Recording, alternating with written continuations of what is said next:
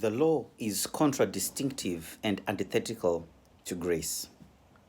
If you look at the subject, grace, the word grace means God's unmerited favor. But if you look at the law of first mention, the word grace is first mentioned in regards to Noah, when the Bible says Noah found grace in the eyes of God. And when Noah found grace, God exempted him from death, and him and his family, because of the grace of God. But then if you go further in the Old Testament, you see an individual by the name of Abraham. He was called from Ur of the Chaldeans because he found grace in the sight of God, or he found favor in the sight of God. And the Bible says that God gave him a promise, and because he gave him a promise through faith, he was able to receive the righteousness of God because of faith. But the Bible says that faith is the channel through which grace is ascertained. You can never have access into the grace of God without faith. So faith becomes the demand side and grace becomes the supply side.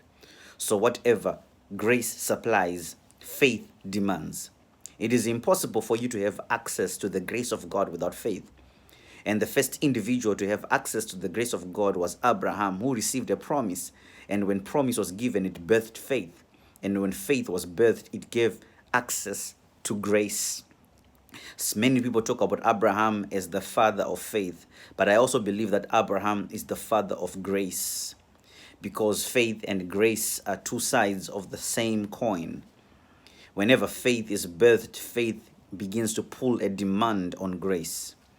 Most of the individuals who have great grace are individuals who have great faith, because it is impossible for you to walk by faith and not walk by grace. But then there's a difference between the law and grace. In fact, the law is antithetical and contradistinctive to grace. What the law does is that the law comes to reveal sin, but grace comes to solve the sin problem. The law reveals the problem, grace fixes the problem. The law is limited, grace is unlimited.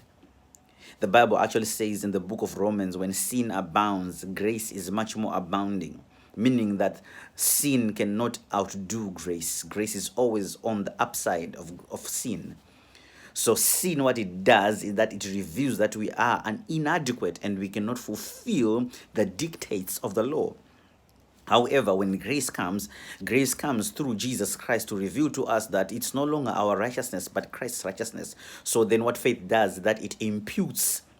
What faith does is that it allows God to impute righteousness upon our lives. But what the law does is that the law imputes sin on us. Remember, when Adam sinned, we all fell because of Adam, because of the sin nature. But then sin was already in the earth before Moses. So from Adam all the way to Moses, sin was in the world, because all people were dying because of sin, because we were connected to Adam through the sin nature that was in Adam. But then when Jesus Christ came as the second Adam, he became a life-giving spirit. So then we were no longer bound by the law, but we're now living under a new law, the law of love, or the law of faith. But then if you look at what the law does, is that the law came so that sin can be imputed, because there can never be a charge unless there is a law. You can never be called a sinner unless you break a law. So Moses came, and when Moses came, he came to introduce the law. But as soon as he introduced the law, we were imputed into sin. Sin was imputed upon our lives.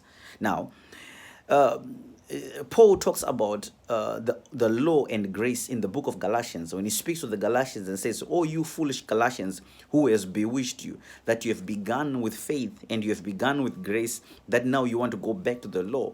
Because there were certain individuals who were teaching people that Paul was saying that unless you are circumcised, you are not saved. And Paul was saying, it can't be. I never preached that kind of a gospel. If any man is preaching a different gospel than the one we preached, let that man be accursed. He was really livid. He was angry. He called the Galatians the foolish Galatians, because they began in grace, but they were now regressing, going back to the law. And he said, no man can fulfill the law, because whenever you're operating under the law, you're under a schoolmaster. We were under a tutor, and whenever you have a tutor is given to take control of infants, those who cannot distinguish between right and wrong, those who are not skilled in the law of God or skilled in the things of the Lord, who are not able to distinguish between good and evil, are tutored. In other words, if you have a child, I have a daughter, Michaela. I cannot leave Michaela alone without a tutor because I have to protect Michaela. And when I leave the house, I make a law on my children, tell them, don't touch this, don't go there, don't jump the balcony, because I'm placing a law to protect them, because they have not developed within themselves a level of maturity to know what is right and wrong. And Paul is saying, as long as you're operating under the law, you are an infant in the things of God, because you are operating under the law. But however, if we are now operating under grace,